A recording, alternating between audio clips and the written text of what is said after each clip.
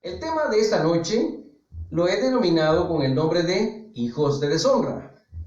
Y quiero que tomemos por favor en consideración que para que todo aquel que es nacido de nuevo, que ha reconocido al Señor Jesucristo como su único y suficiente Salvador, le ha sido otorgada la provisión, el beneficio, como lo dice Juan 1:12, de poder ser llamado hijo de Dios. Ahora, nosotros, como dice la palabra del Señor en la primera carta de Pedro, capítulo 1, verso 9, en su parte A, que literalmente dice: mas vosotros sois linaje escogido, real sacerdocio, nación santa, pueblo adquirido por Dios. Verdaderamente estas palabras, para todo aquel que las recibe, definitivamente es una información de júbilo que genera en nosotros ese gozo y esa experiencia que es inefable, porque cuesta darle algún calificativo, porque sabemos que es nuestro Señor Jesucristo quien da ese gozo que nadie puede entender. Ahora, lo importante es que cada uno de nosotros entendamos que ser parte nosotros de la nobleza, ser nosotros parte de este real sacerdocio, ser parte de este linaje escogido, ser parte de esta nación santa, ser parte de este pueblo adquirido por Dios, tiene sus implicaciones muy profundas. Y para ello es necesario que cada uno de nosotros entendamos la seriedad que conlleva todo este beneficio al cual nuestro Señor Jesucristo nos ha hecho beneficiarios. ¿Por qué? Porque aquí no funciona como que fuera un cuento de hadas en donde de la noche a la mañana pasa a ser el cónyuge del príncipe o el cónyuge de la princesa y se casan y ya son cuñados con los demás príncipes y su suegro es el rey y es la reina del reino X en cuestión. Aquí estamos hablando de algo muy serio y profundo. Si nosotros lleváramos esta relación al plano material, en donde sabemos que aquí, en este mundo maravilloso en el cual el Señor nos permite que estemos de paso, y nos damos cuenta de qué seriedades, qué compromisos, qué protocolos, qué rigurosidad debemos nosotros atender si somos parte de esa realeza, de esos reinos que existen. Sabemos que hay una serie de elementos, una serie de instrucción, tanto académica como de igual manera protocolaria, que cada una de las personas que pertenecen a esta parte de la realeza deben de seguir, deben de formarse y asimismo deben de manifestar al momento de cualquier evento o de cualquier encuentro con los soberanos o con los demás reinos con los cuales puedan tener algún vínculo de carácter, digámoslo, político o en su defecto de carácter social. Hay una serie de formalidades que nosotros no podemos dejar escapar y sabemos que esta gente que es de nobleza, esta gente que pertenece a este segmento tan selecto, se encuentra de alguna manera acosada por los ojos de toda la población y especialmente de los paparazzis que andan detrás de ellos queriendo tomar fotografías para poder de alguna manera sacar a luz cualquier intimidad que exista dentro del seno de estas familias. Claro, estos paparazzis lo hacen con el ánimo de cumplir con el objetivo de tomar sus fotos y vendérselas al mejor postor si es que trabajan de manera independiente. Si trabajan para una revista o alguna entidad en particular, pues definitivamente es parte de el material que deben de entregar a la empresa a la cual se deben, porque allí para ellos trabajan. Ahora, imagínense si ellos tienen ese acoso dentro del mundo material, ¿se puede usted imaginar nosotros, los hijos del Señor, que somos real sacerdocio, que pertenecemos al reino que no es un reino terrenal, sino que es un reino celestial?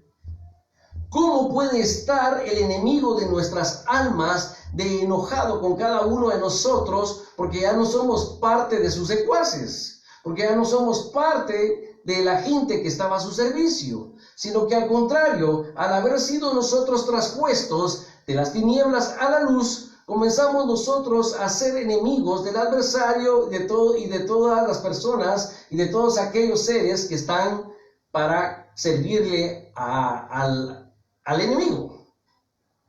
¿Cómo hacia eso? Lo que quiero que usted entienda es, como lo dice la palabra del Señor, nuestra lucha no es contra carne ni sangre, sino que contra huestes, potestades y principados. Entonces, en función de eso, se puede imaginar qué calidad de ojos son los que están encima de nosotros para estar al pendiente de cada movimiento que tanto usted como yo podamos hacer.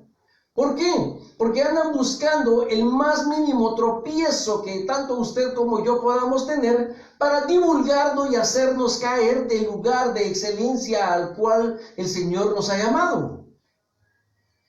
En tal virtud, podemos nosotros entender que el hecho de que nosotros seamos linaje escogido del Señor no es solamente un conjunto de palabras que conllevan un halago, de darnos una posición, de ennoblecernos a nosotros al pertenecer a un grupo selecto, sino que conlleva una serie de responsabilidades que tanto en lo individual como en familia, cada uno de nosotros en conjunto o individualmente debemos de atender para, en primer lugar, darle la gloria y la honra a quien nos ha hecho acreedores a este beneficio.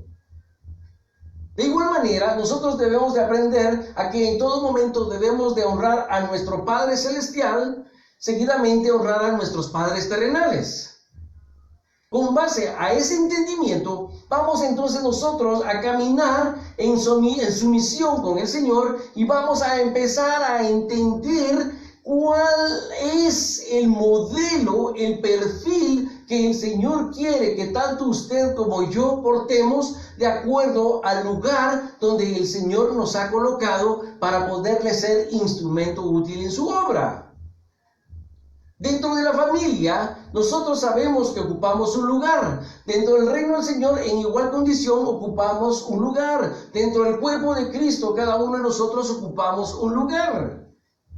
Y esto es necesario que nosotros lo podamos entender para, con base a ese entendimiento, empezar a procesar que nuestro comportamiento ya no va a ser el mismo que el vulgo maneja, sino que va a ser un comportamiento de sumisión al Señor y de recato para muchas libertades que en el pasado nos dábamos cuando estábamos en el mundo. Como sucede con el pueblo plebeyo. Los plebeyos actúan, hacen y deshacen. Usted sabe que la realeza no se puede dar ese lujo porque luego son señalados de situaciones que, por la razón que sea, para ellos son señalables y son tildables. De tal manera que entonces nosotros, al entender esa relación de que pertenecemos a un mundo que no es terrenal, sino que somos parte de un reino celestial, debemos entender que nosotros debemos en todo tiempo resguardarnos para el Señor. Y el hecho de que nosotros estemos dentro de las líneas, dentro de la milicia del Señor, en este grupo selecto al cual el Señor nos ha llamado, no quiere decir que lo utilicemos nosotros como un factor de ventaja para hacer las cosas a nuestra conveniencia, sino que al contrario, nosotros debemos de caminar y asimismo proceder en transparencia para que al momento de que nosotros tengamos que hacer rendición de cuentas, no se encuentre ningún punto de señalamiento en contra nuestra. ¿Por qué? Porque todo lo hemos hecho en el temor del Señor para gloria y honra de su nombre. De tal manera entonces que si usted y yo asimilamos, entendemos que que el hecho de nosotros estar incluidos dentro de este grupo selecto no es cuestión de una serie de halagos, sino que conlleva una realidad. Vamos entonces a entender que es necesario que tanto usted como yo aprendamos a ahondar en el conocimiento de la palabra y en función de ello aprender a practicar lo que está decretado dentro de la misma palabra, en donde nosotros debemos de instruir también a nuestros pequeños. Porque bien está dicho, instruye al niño en su camino para que cuando fuere viejo no se aparte de él. Ok, nosotros vamos a instruir a los nuestros en su camino. Dentro de esa instrucción, vamos a nosotros a enseñarles tener temor del Señor. ¿Cómo les vamos a enseñar que ellos tengan temor del Señor? Ellos van a aprender a conocer la palabra del Señor y van a entender que este libro contiene una serie muy extensa de lineamientos que el Señor quiere que tanto ellos como hijos, como nosotros como padres, atendamos para que con base a eso todo nos vaya bien. Por eso dice Éxodo 15:26, y les dijo, si oyeres atentamente la voz de Jehová tu Dios, e hicieres lo recto delante de sus ojos, y dieres oído a cada uno de sus mandamientos, ninguna de las enfermedades que envié a los egipcios enviaré a vosotros, porque yo soy Jehová vuestro Dios. El Señor nos está diciendo aquí que si nosotros aprendemos a atender lo que Él nos prescribe a través de su palabra, nosotros vamos a poder andar en un camino de rectitud por medio del cual no se va a encontrar señalamiento alguno en donde venga el enemigo a querer tildarnos de tal o cual situación, cuando en realidad nosotros estamos actuando en el orden del Señor y todo lo que busque emprender el enemigo en contra nuestra va a ser desvanecido. ¿Por qué? Porque carece de fundamento. Y eso es lo que nosotros debemos de enseñarle a nuestros hijos. Ahora, ¿cómo van a aprender ellos? Van a aprender simple y sencillamente viendo los ejemplos que se practican en casa. ¿Por qué? Porque como es natural, los hijos siempre van a tener como una imagen a seguir la figura de papá o la figura de mamá. Y con base a el procedimiento propio del padre o de la madre, así ellos van a tomar de alguna manera ejemplo de decisión, ejemplo de cómo actuar al momento de que ellos se encuentren en una situación de condición similar. Ahora, nosotros, en el entendido debemos entender que existen elementos por medio de los cuales a todas las familias les suceden casos y nadie está exento. Y en esta ocasión yo quiero llevarle al tema principal de este tema, que se encuentra situado en el primer libro de Samuel, capítulo 2, verso 12. Y la palabra del Señor dice de la siguiente manera, 1 Samuel 2:12. Los hijos de Elí eran hombres impíos y no tenían conocimiento de Jehová. Lamentablemente, la palabra del Señor califica a los hijos de Elí, llamados Ofni y Finés, como hombres impíos. En otras versiones dice como hombres perversos. Y es curioso que siendo hijos de sacerdote, la palabra del Señor en la parte de B de este versículo que acabamos de leer, hace énfasis diciendo que no tenían conocimiento de Jehová. Como una curiosidad del significado de los nombres de Ofni y Finés, déjeme contarle que Ofni y Finés son nombres egipcios. Ofni significa renacuajo y Finés significa el nubio. Para comenzar, podemos ver nosotros que lamentablemente los nombres que le pusieron a estos dos varones vienen de un pueblo pagano. Vienen, como diríamos nosotros, de un pueblo de mundo. El significado de los nombres no es nada edificante, pero sin embargo, pues como eran hijos de Elí, el sacerdocio, pues definitivamente ellos lo tenían que ejercer, porque así había quedado preceptuado por el Señor desde un principio. Ahora, yo quiero que por favor leamos en Deuteronomio 12, 5 y 6. Y pongamos atención a lo que dice. El 5. Sino que el lugar que Jehová vuestro Dios escogiere de entre todas vuestras tribus para poner allí su nombre para habitación, ese buscaréis y a ella iréis. El 6. Y allí llevaréis vuestros holocaustos, vuestros sacrificios, vuestros diezmos y la ofrenda elevada de vuestras manos, vuestros votos, vuestras ofrendas voluntarias y las primicias de vuestras vacas y vuestras ovejas. Quiero comentarle que para aquel entonces todo el pueblo tenía que subir a un lugar que se llamaba Silo, que fue el lugar que el Señor escogió para que ahí estuviera edificado, estuviera concentrado el lugar de adoración al Señor.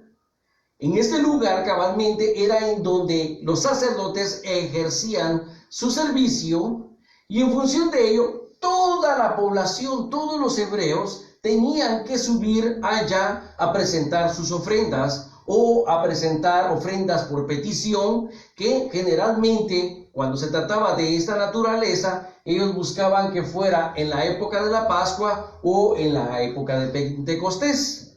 ¿Por qué? Porque recuérdense que cuando había gente que vivía en poblados demasiado lejos, un viaje de esta naturaleza hacia este lugar llamado Silo era demasiado extenuante, era demasiado largo, y asimismo, pues quiera que no, implicaba inversión de tiempo, que si eran personas comerciantes o dependientes de algún patrón, definitivamente requería mucho tiempo para poder realizar esta expedición. Con base a ello, nosotros podemos entender que aquí prácticamente estos varones tenían la oportunidad de tener encuentro con todo el pueblo hebreo, con todo el pueblo de Israel. Y en función de ello, ellos tenían a su servicio venir y recibir todas las ofrendas que les eran presentadas. Ellos tenían de alguna manera como atribución venir y presentar las ofrendas y asimismo hacer el holocausto al Señor, como Él lo había preceptuado. Sin embargo, déjenme comentarle algo. Como una retribución al servicio espiritual que ellos ejercían, los sacerdotes tomaban carne de algunos sacrificios. No tomaban nada de ofrenda quemada, ya que el animal entero era quemado para perdón de pecados.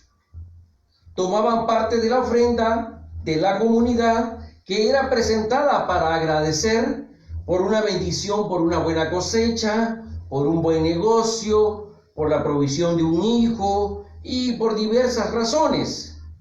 De tal manera que esto en Levíticos 7, 31 y 32 nos dice lo siguiente. 31. Y la grosura la hará arder el sacerdote en el altar, mas el pecho será de Aarón y de sus hijos. Y daréis al sacerdote para ser elevada en ofrenda la espaldilla derecha de vuestro sacrificio de paz. El 33 dice: el que de los hijos de Aarón ofreciere la sangre de los sacrificios de paz y la grosura, recibirá la espaldilla derecha como porción suya.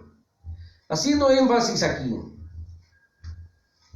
Más adelante, siempre en el primer libro de Reyes, capítulo 2, del 12 en adelante, podemos ver que los hijos de Elí abusaban de los ofrendantes. mostraban irrespeto al protocolo que debían seguir para cada una de las ofrendas que el pueblo llevaba al Señor. Y esto se encuentra contenido en Levíticos 3, del 5 al 7 y del 14 al 17. Y, según la ley, la porción de los sacerdotes debía estar hervida únicamente. Sin embargo, resulta que los hijos de Eli venían y tomaban carne de los calderos en una forma de abuso o de autoridad, y tomaban inclusive carne cruda, cuando aquí estaba prescrito que ellos únicamente podían consumir carne cocida. Quiere decir que los hijos de Eli hacían de acuerdo a su voluntad, desacatando lo que estaba prescrito dentro de la ley. Además de eso, había otro factor, y esto está en el primer libro de Samuel siempre, en el capítulo 2, versos del 12 al 17 y del 22 al 25, en donde dice que los hijos de Eli también caían en inmoralidad sexual y deshonraban a su padre, haciendo este tipo de acciones que definitivamente eran condenables para el puesto que ostentaban, no digamos, porque era un puesto de honor, era un puesto que el Señor había de alguna manera designado a los descendientes de Aarón. Ahora, nosotros podemos ver que en el primer libro de Samuel, siempre en el 2:22, dice lo siguiente: pero Elí era muy viejo y oía todo lo que sus hijos hacían con Israel, y cómo dormían con las mujeres que velaban a la puerta del tabernáculo de reunión. Viene entonces Elí y emprende una reprensión a sus hijos que se encuentra en el verso 23. Y se los leo para que ustedes lo entiendan textualmente como fue expresado. Y les dijo: ¿por qué hacéis cosas semejantes? Porque yo oigo de todo este pueblo vuestros malos procederes. No, hijos míos, porque no es buena la fama que yo oigo, pues hacéis pecar al pueblo de Jehová. Entonces, tomando consideración sobre todo que Dios es soberano, el sacerdote Elí dice, en el verso 29, ¿por qué habéis hollado mis sacrificios y mis ofrendas que yo mandé ofrecer en el tabernáculo, y las has honrado, más a tus hijos que a mí, engordándoos de lo principal que todas las ofrendas de mi pueblo Israel? Este es un reclamo que Dios, a través de un profeta, le manda a hablar a Elí. Por tanto, en el verso 30, Jehová, el Dios de Israel, dice: yo había dicho que tu casa y la casa de tu padre andarían delante de mí perpetuamente. Mas ahora ha dicho Jehová: nunca yo tal haga, porque yo honraré a los que me honran, y los que me desprecian serán tenidos en poco. Aquí prácticamente Elí está siendo culpable de que el sacerdocio ya no sea de alguna manera de generación en generación como el Señor lo había preceptuado cuando se lo otorgó a Aarón. ¿Por qué? En realidad podemos decir que tal vez por mucha tolerancia, mucha blandez con la educación de sus hijos, ellos llegaron a tal extremo de causar este enojo con el Señor. ¿Por qué? Porque en realidad, si de oídas ya le había llegado referencia a Elí de que sus hijos se estaban comportando de tal manera, aunque ya era de avanzada edad, él tenía toda la facultad, no solo porque era el padre de ellos, sino que también era superior a ellos en el ejercicio del sacerdocio, para venir y reprenderlos y someterlos a un castigo o a un proceso de restauración. Él tenía toda la facultad de venir y corregir estas acciones que de oídas le estaban llegando y que, como dice el viejo y conocido refrán, si el río ruido hace es porque piedras lleva. Quiere decir que él tenía que haber buscado encontrar un modelo por medio del cual él pudiera constatar que las acusaciones y los señalamientos que hacían de sus hijos eran reales. Curiosamente, esto sucede de igual manera dentro de las familias. Muchas veces los padres, definitivamente, hablando de un hogar integrado, ofrecen su voluntariado, su servicio en la iglesia en la que se congregan.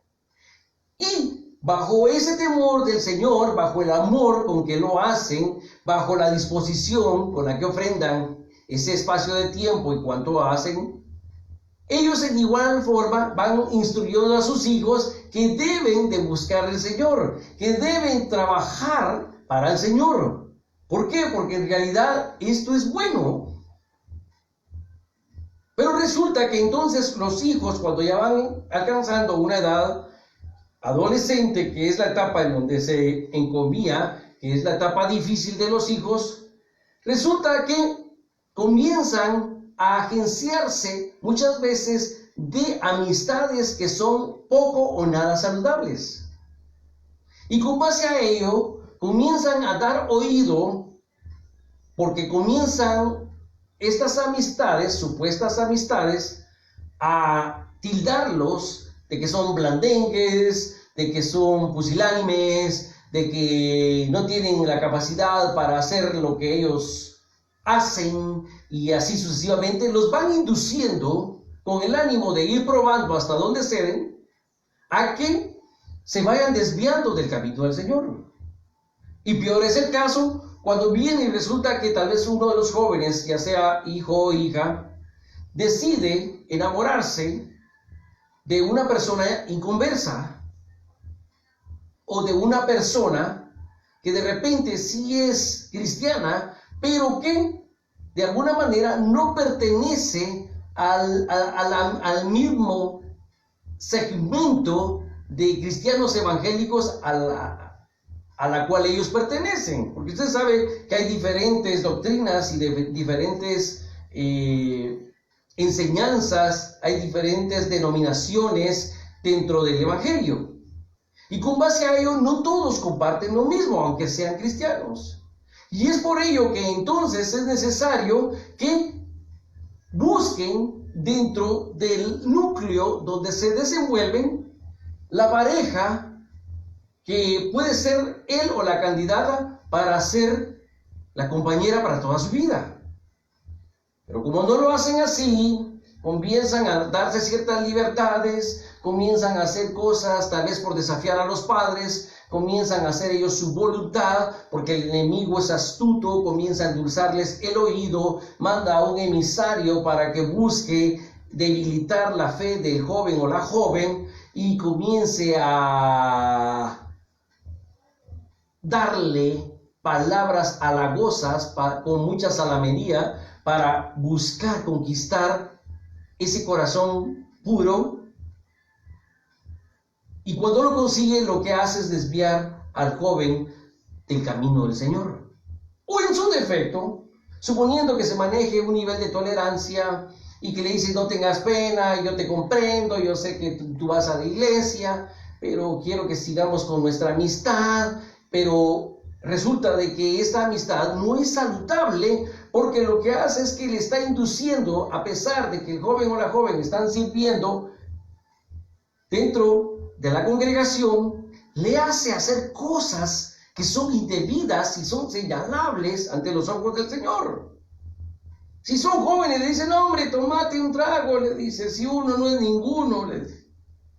Si es un varón, busca conquistar a la dama para que a través de la seducción pues caiga en las artimañas y lamentablemente pues vayan a la cama. Y esto comienza a generar un contristamiento en el corazón del joven que verdaderamente es cristiano. comienza a generar una debilidad dentro de su carácter, dentro de su comportamiento, dentro de su servicio, dentro de su coinonía dentro del hogar. Y comienza entonces a fragmentar una relación saludable que se vino manejando, porque así la construyeron los padres, y quiere ser entonces la persona que nadie la comprende, que nadie la entiende, que por qué se ha de ser la voluntad de los padres, porque ellos tienen sus ideales y tienen otros planes para su vida, y un montón de aparentes complejidades que muchas veces el enemigo les mete como argumento para que salgan a defensa de cualquier reprimenda que los padres quieran hacerle al enterarse de un comportamiento así. O tal vez no se enteran y siguen sirviendo en la casa del Señor y están en pecado, así como estos hijos de Elí, pero comienza a generarse una debilidad dentro del hogar. Y el Señor, de una u otra forma, saca a luz lo que está sucediendo. Y dentro del hogar, nosotros los padres debemos de aprender a ser diligentes a que si alguien lleva algún rumor de nuestros hijos, debemos nosotros de emprender acciones para que nos lleven a confirmar o a rechazar el supuesto señalamiento que están haciendo en contra de nuestros hijos. ¿Por qué? Porque no vamos a actuar de primas a primeras y vamos a infligir un castigo sobre algo que los hijos nuestros no han cometido. Solo porque existe una mala intención en algún amigo supuesto, o en algún compañero, o en algún frustrado novio o novia que quiera malinformar a nuestros hijos y lleve información que en realidad adolece de toda verdad. Sino que al contrario, nosotros debemos de confrontar a nuestros hijos y dar oído también a lo que ellos quieren expresar. Con base a eso, pedir sabiduría al Señor para que Él sea quien revele qué es lo que está sucediendo en ese momento, en ese caso. Les quiero contar una historia sobre un personaje que fue sentenciado a muerte por haber violado y matado a unas señoritas. Cuenta la historia que dice que la madre lloraba y lloraba porque su hijo había sido condenado a muerte y que ella no hallaba ni qué hacer, que su hijo era un santo, que su hijo era inmaculado, que él era incapaz de levantar un dedo en contra de su prójimo y así sucesivamente. Porque usted sabe que este modelo de madres siempre hacen santo a sus hijos. Pero dentro de las últimas oportunidades de petición que le daban, en este caso a los reos, dice que le preguntaron que cuál era su último deseo. Y él contestó que le dieran la oportunidad de poder dar un paseo con su madre. Pues suena razonable, dijo. Está bien. Y le concedieron la oportunidad. Y entonces viene y dice que comenzaron a platicar con la madre, dice que se internaron en un bosque y comenzaron a caminar por unas veredas, muy bonito el paisaje y todo. Y le dice, madre, ¿usted ve esa plantita que está aquí? Claro que sí, mijito, yo la veo muy bien. ¿Usted no me haría un favor? ¿Cuál será, mijito? ¿Podría usted arrancarla por mí? Con mucho gusto. Y la arrancó, siguieron caminando. Metros más adelante dice que se encontraron con un arbolito de unos 20-30 centímetros. Le dice, madre, ¿usted ve este arbolito? Claro que sí lo veo, mijo. ¿Usted no me haría el favor de arrancarlo por mí?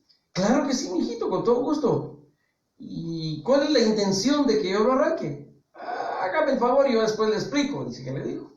Está bueno, mijito. Pues ella iba contenta porque era el último paseo que iba a realizar con su hijo, porque al cabo de 24 horas él ya iba a ser fusilado. Bueno, siguieron el trayecto, siguieron caminando, y en eso se toparon con un arbolito que medía alrededor de unos 75 centímetros. Le dice, madre, ¿usted ve este arbolito? Claro, mijo, qué bonito, muy bonitas hojas. Le dice, claro que sí. ¿usted me haría el favor de arrancarlo? Claro, mijo, le dice. Pero espero que me expliques de qué se trata el asunto. No tenga pena, yo le explico. Y dice que hizo el esfuerzo, lo arrancó hasta que logró completamente el objetivo. Siguieron caminando. Más adelante se encontraron con un árbol que ya medía 1,50 m. Y le dice, madre, ¿usted no ve este arbolito? Ya está desarrollado. Sí, ya está, le dice. ¿Usted cree que me podría hacer el favor de arrancarlo? Ah, este árbol ya está grande, mijo, le dijo.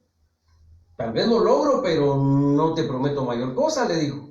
Haga el esfuerzo, le dijo. Permíteme, pues, yo voy a ver de qué forma le entro, pero de que lo logro, le dijo. Y con mucho gusto yo te complazco.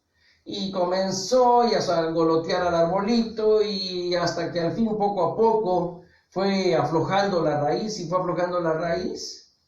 y logró arrancarlo. ¿Ok? Cuenta la historia que la señora ya era de avanzada edad, tendría, pensemos, unos 70, 75 años. Y en la caminata se toparon con un árbol que ya medía 2,50 m. Y le dice, madre, ¿usted ve este árbol? Le dice, sí, mi hijo, qué bonita sombra la que da. ¿Verdad que sí? Le dice. ¿Usted me haría el favor de arrancarlo? No, mi hijo, le dice. ¿Cómo vas a pensar que yo voy a poder arrancar ese árbol? Si ese árbol ya está bien enraizado, le dice. ¿Usted lo cree? Claro, le dice. Ese árbol ya es un árbol grande, le dice. No es un árbol joven. Y para la edad que tengo, el tiempo del árbol que tiende a estar ahí sembrado y mis fuerzas, definitivamente yo no logro arrancar ese árbol. Ok, le dice. A este punto quería llegar, le dice. Fíjese que usted ha estado llorando porque fui condenado a muerte, le dice. Quiero decirle que cuando yo nací, definitivamente Dios le confió a usted un bebé, que fue la primer matita que usted arrancó, le dice. Fui creciendo, le dice. Y llegué a una edad de 2 años, que fue el primer arbolito que encontramos de 25 centímetros. Y estaba definitivamente a su manejo, a su cuidado, a su instrucción, le dice. Siguió el proceso de crecimiento y fui de alguna manera adoptando costumbres que eran negativas. Pero usted nunca me corrigió. Y llegué a ser ese árbol que ya medía 75 centímetros. Seguí yo en mis andadas y comencé a juntarme con amigos que usted sabe que no eran de buen proceder. Y llegué a ser el árbol de 1,50 m. Seguidamente seguí caminando yo en la vida y usted me vio crecer y desarrollarme. Y llegué a ser el árbol de 2 metros. 50 centímetros, ya lleno con muchas mañas, lleno con muchas artimañas para poder hacer daño y acostumbrado a hacer toda clase de mal. Ahora, mamá, le dice, si usted tuvo en sus manos tener la instrucción, tener el cuidado de mí y tener la educación en sus manos sobre mi persona, y no lo hizo, ¿por qué ahora que estoy condenado a muerte, usted viene y llora por todo aquello que dejó de hacer irresponsablemente? Le dice. Así que le suplico algo, por favor, ya no llore más por mí. Lamentablemente, yo estuve en sus manos, usted no me supo criar, no me supo educar, no me supo corregir, no me supo reprimir cuando yo tenía que haber sido reprendido por cualquier acto que estaba haciendo. No me supo usted encauzar por un camino de bien. Y ya llegando a esta edad adulta en la que me encuentro, pues digo, yo ahora soy un hombre mañoso, le dijo. Y resulta que entonces, ¿cómo pretende usted que todas esas mañas que he venido yo acarreando durante todo este tiempo de la noche a la mañana yo las pueda botar ahorita que estoy condenado a muerte. Y si de hecho fuera de paso, que en realidad sí lo hago, sí entrego y sí me rindo, ¿de qué sirve si estoy condenado a muerte? ¿Ves? No me sirve de nada. ¿Ves? La moraleja de este cuento es que cada uno de nosotros tenemos a nuestros hijos en nuestras manos. Y cada uno de nosotros somos responsables de las acciones y del caminar de cada uno de nuestros hijos. ¿Por qué? Porque son herencia que el Señor nos ha confiado a nosotros. Los hijos de Elí seguían haciendo perversidades y ya tenían descontento por parte del pueblo. Y aunque él los reprendiera de la forma como leímos, ya no era suficiente porque el Señor ya se había enojado con ellos y cambia de alguna manera la sucesión del sacerdocio que debió de haber continuado con estos dos hijos de Elí. Y según cuentan por allí, la palabra no lo expresa tan directamente, que posterior a que Elí muere, y mueren sus hijos también en batalla, el sacerdocio le fue entregado al sacerdote Sadoc. Pero a lo que quiero que usted me entienda es que cuando nosotros empezamos a ser permisivos dentro de la familia, dentro del hogar, comenzamos nosotros a debilitar esa probabilidad de éxito que nuestros hijos tienen. Porque recuérdense que el Señor nos ha dado la bendición de ser poseedores de ellos como administradores. Y en función de una buena administración, nosotros vamos a proveer unos buenos hijos, unos buenos siervos del Señor, unos siervos que sean de honra para la gloria del Señor.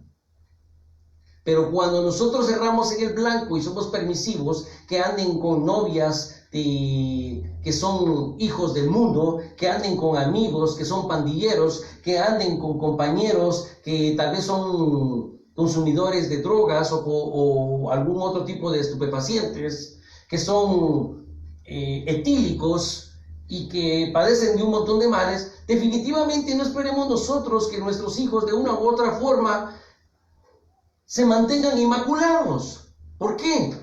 Porque si ellos no tienen la suficiente capacidad de infundir inspiración en sus amistades para cambiarlos y llevarlos a los pies del Señor a todas estas personas que he mencionado, lo más seguro es que estas personas van a causar en nuestros hijos un debilitamiento espiritual, y lo que van a causar, lo que van a conseguir es que nuestros hijos se entren en una apostasía.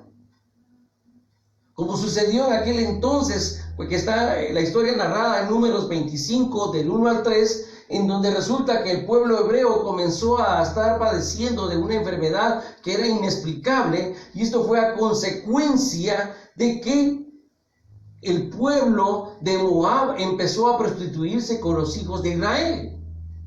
Comenzamos a ver nosotros que comienzan a darse situaciones que no son nada comprensibles, que no deben de darse.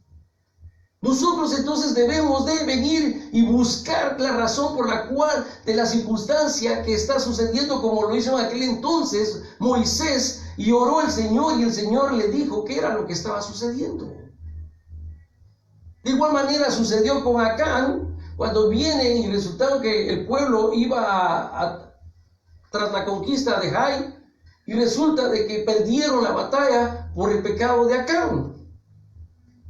Algo estaba sucediendo que debilitó la fe, debilitó la consagración que el pueblo debe de manejar para el Señor. Nosotros somos reyes y sacerdotes, no nos podemos dar el lujo de tomarnos una libertad que nos lleve a caer en los brazos del enemigo. No podemos darnos el lujo de permitir que nuestros hijos vayan y se arrodillen ante los pies del adversario, porque eso es lo que él pretende, pero nosotros tenemos a nuestros hijos como una herencia que nos ha sido confiada. Así que en esta noche yo quiero que usted entienda esta situación. Por nada del mundo debemos permitir que nuestros hijos nos deshonren de una u otra forma. No debemos nosotros ser permisivos con ellos de que vayan por aquí o vayan por allá o que hagan esto o hagan lo otro o que fijen ir a la iglesia y lo que menos que hacen es estar en la iglesia, porque aunque estén dentro de las instalaciones de la iglesia, de la congregación, lo menos que hacen es estar en coinonía, estar en la búsqueda del Señor, sino que lo que buscan es que la infraestructura que conocemos como iglesia sea para ellos como un lugar de encuentro social, en donde se encuentran con los amigos, con las amistades y con todos aquellos con los que están planificando de repente irse a tomar un cafecito, o de repente están organizando una ida al puerto o algún balneario o cualquier cosa, que lo que menos están haciendo es buscar al Señor. Por eso es que es importante que nosotros entonces aprendamos a discernir qué es lo que está sucediendo con nuestros hijos. Y lo podemos ver a través de manifestaciones en su comportamiento, en su habla, qué tipo de lenguaje está empleando, cómo es que se está comportando, cómo es que se está conduciendo.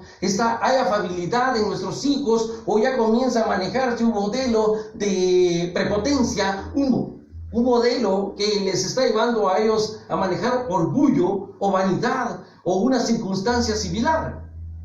Y por nada del mundo debemos nosotros dejar consentir este tipo de actitudes, porque recuérdese que está escrito en la palabra del Señor que Dios mira de lejos al altivo y de hecho no quiere ningún tipo de comunión con ellos. Así que en esta noche yo quiero dejarle a usted esta palabra que el Señor ha puesto que yo pueda compartir con usted. Le pongo estos ejemplos que se encuentran en la Biblia, y si usted quiere ahondar más acerca de la historia, puede consultar las citas que ya hemos abordado y con base a ello usted enriquecer acerca de estas historias y en igual condición tomar las acciones correctivas que sean necesarias para ir al rescate de los suyos, de su hogar. Porque si no, ¿qué tipo de líderes le va a usted a enfrentar al Señor? ¿Qué tipo de hijos son los que usted le va a presentar al Señor como resultado? ¿Qué tipo de frutos son los que ellos van a estar germinando? En esta noche le dejo esa inquietud y deseo de corazón que haga un análisis dentro de su hogar y todas las circunstancias que se están manejando. Y con base a eso, si es su caso, comience a investigar qué es lo que está sucediendo, busque la estrategia necesaria y pídale al Señor a través de su Santo Espíritu que le revele en dónde se encuentra el punto focal que está causando debilidad dentro de su casa, dentro de su hogar, y está proveyendo en igual condición servicio contaminado a la congregación a la que asiste. Deseo que Dios les bendiga y que así mismo ustedes sean llenos de la palabra del Señor.